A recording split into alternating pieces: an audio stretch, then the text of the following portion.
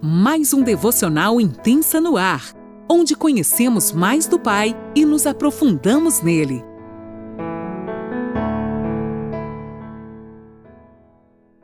Bom dia, mulheres! Que alegria para mim, Laninola, estar aqui com você. E que privilégio, né? Eu falo de Criciúma, Santa Catarina. E todas as manhãs Deus tem nos dado esse devocional intensa como um instrumento para essa conexão de mulheres sedentas, famintas, querendo mais de Deus. E você que nesta manhã abriu seus olhos e pôde perceber que alegria, que privilégio é viver, que alegria, que privilégio é ser chamada de filha, pode celebrar dando um brado de vitória ao Senhor, dando glórias àquele que nos deu vida.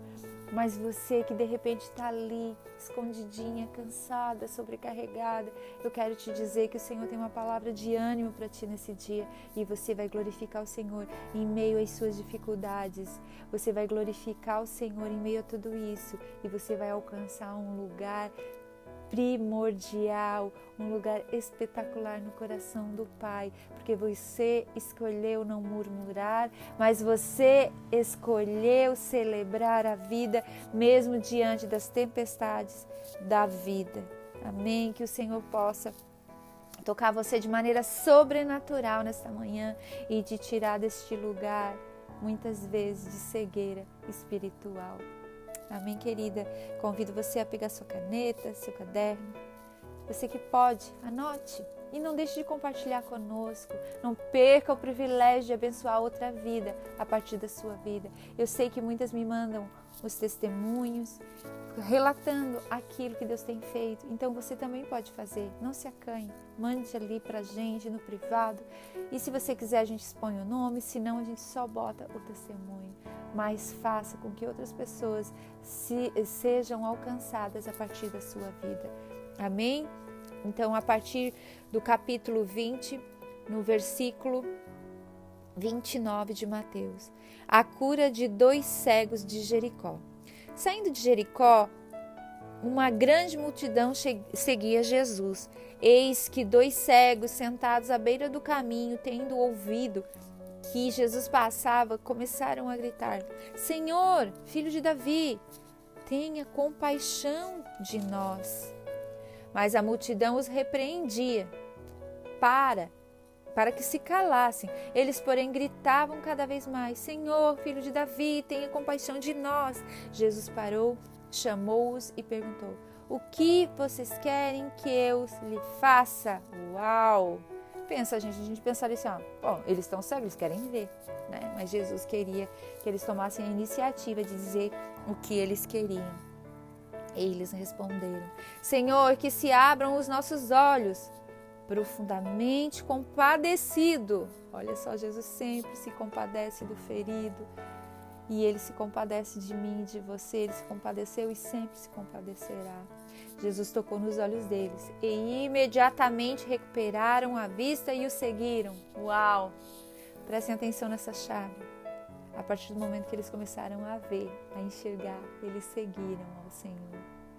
Que coisa mais linda, que privilégio que o Senhor abra os nossos olhos nessa manhã e que nós saiamos daquele lugar onde muitas vezes a gente reclama de tudo e realmente o siga de todo o nosso coração. Eu quero dar um paninho de fundo, porque eram umas dúvidas que eu tinha. E há muito tempo assim, eu ficava me perguntando, por que lá em Marcos, lembra que eu sempre falo para vocês que aqui são evangelhos sinóticos, né? Então sempre vai repetir em cada evangelho a versão de cada um dos discípulos. E eu sempre dizia, por que Marcos fala que era um cego? Ele fala só de um cego. E por que aqui são 2 cegos? Ai, Deus, eu não entendo. Para mim, se é a mesma palavra, tá ali até o versículo ali, Marcos 10, do 46 ao 52, e também tem em Lucas, do 18, no 18, do 35 ao 43. E relata esse mesmo fato da cura desse cego. Só que lá em Marcos fala que é um só. Então, eu quero esclarecer com você que, na realidade, porém, existem nuances, né? Como a gente falou, diferentes dali. Mateus cita 2 cegos e não apenas um.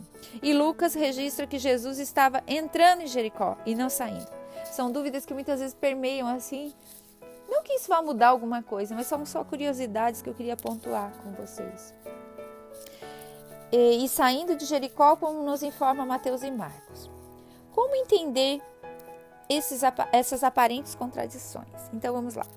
É óbvio que nem Marcos e nem Lucas afirmavam que havia apenas um cego. Eles destacam Bartimeu, talvez por ser o cego mais conhecido, que chamava a atenção com o seu clamor. Portanto, não há nenhuma contradição nos relatos. Não sabemos, contudo, por que Marcos escreveu a respeito de Bartimeu e não disse nada em relação a outro cego. E na segunda contradição, é o fato de Lucas dizer que Jesus se aproxima de Jericó, enquanto Mateus e Marcos dizem que Jesus saía de Jericó. Aqui eu fiquei meio assim.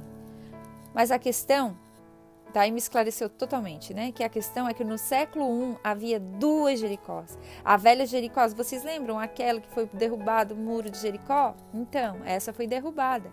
Mas só que Herodes, o Grande, havia edificado essa nova Jericó e ficava no seu palácio de inverno. Então, aí estão as contradições, só para esclarecendo um pouquinho dos fatos, né, para a gente ficar bem atenta, para a gente estar ligada também na história e entender do que a gente está falando. Mas agora eu quero falar realmente o que aconteceu no encontro de 2 cegos com Jesus. Meu Deus, eu fico com o meu coração assim, pensando. Eu sempre falo para as meninas que o meu mundo de Bob, ele meio que viaja. Então eu já estou lá na história, vendo os cegos chegando lá. E eu quero destacar alguns pontos que dá para perceber bem claro nesses cegos, né? Eles fizeram muitas coisas. Eles buscaram Jesus na hora certa, porque aquela seria a última vez que Jesus passaria por Jericó. Lembram que ele estava subindo para Jerusalém para morrer? Então, os cegos buscaram Jesus na hora exata, na hora que eles eram para buscar. Em nenhum momento eles se perderam.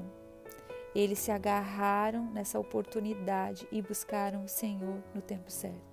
Segundo, eles buscaram a pessoa certa, porque Jesus era o único que poderia curar a cegueira deles. Aqueles 2 homens eram cegos, mas enxergavam com os olhos da alma. Apesar de toda a sua cegueira, apesar de eles não enxergar nada, eles tinham os olhos com mais discernimento que muitos fariseus que tinham olhos para ver e não viam.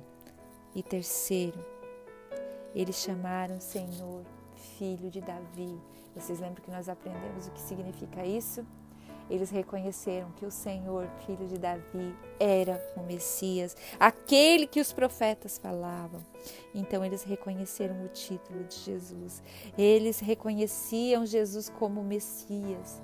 Eles colocaram toda a confiança deles em Jesus, enquanto muitos que haviam testemunhado os milagres, muitos que tinham visto com os próprios olhos, com os olhos abertos, com os olhos terrenos, não sabiam e não identificavam os milagres de Jesus porque estavam cegos a respeito de sua identidade, recusando-se a abrir os seus olhos para a verdade. Esses cegos não. Esses cegos, eles mesmos sem ter olhos para ver, eles acreditavam que Jesus era o Messias.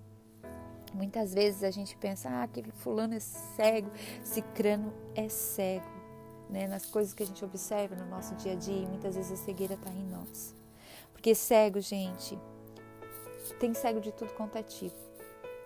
Há cegos piores do que esses cegos de Jericó. Porque os cegos são aqueles que não querem ver. Muitas vezes a coisa está ali, na nossa frente. E esses cegos que não tinham olhos, Cristo fez com que eles vissem, porque eles quiseram isso. Foi mais forte que eles entenderam quem Jesus era e pediram, né? E aos cegos que têm olhos e não querem ver, esses permanecerão em cegueira espiritual. Quantas vezes a gente fecha os nossos olhos espirituais e não quer ver aquilo que tem que ser visto, nós não queremos que o Senhor nos mostre. É mais confortável ficar ali, paradinho, sem querer enxergar. Não vou mexer na verdade, muitas vezes a gente fica nesse lugar. E uma coisa é ver com os nossos olhos, e outra coisa muito diferente é ver com o nosso coração. E esses cegos de Jericó, eles puderam ver com o coração. Eles estavam na hora certa, eles pediram para a pessoa certa e eles reconheceram que o Senhor era o Messias. Como é que nós estamos hoje? Como é que está a minha e a sua vida? Nós estamos vendo esses 3 pontos principais que são essenciais para arrancar toda a cegueira espiritual da minha e da tua vida.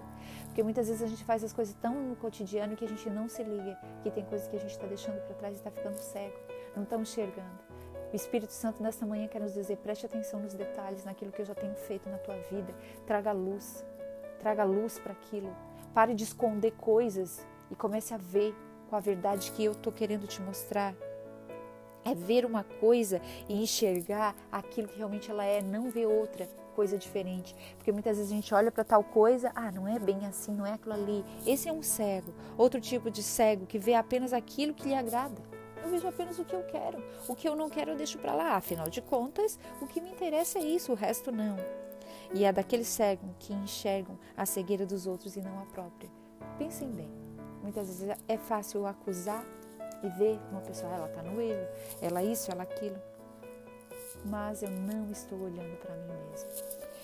Então, nesta manhã, o que eu quero te dizer, que Jesus já puxou a minha orelha, é preste atenção no que eu tenho feito na tua vida. Como está a tua vida comigo? Como está a tua cegueira espiritual? Você está vendo além daquilo que você vê a um palmo na sua frente? Você está conseguindo ver que eu sou o Messias na sua vida? Ou você está cego? Você tapou algumas coisas porque você não quer enxergar? E você está vendo só o que é conveniente para você? Como está seu coração? Como está? Você está vendo com os olhos do coração? Ou você está deixando a emoção te guiar e você está vendo por essa emoção? Nesta manhã é uma manhã de análise, onde a gente perceba as nossas cegueiras e que nesta manhã, como esses cegos, a gente possa dizer, Jesus, Filho de Davi, tem misericórdia de mim. Nós queremos ver, nós queremos ver, nós queremos ver. Jesus te pergunta nessa manhã, o que tu queres que eu te faça?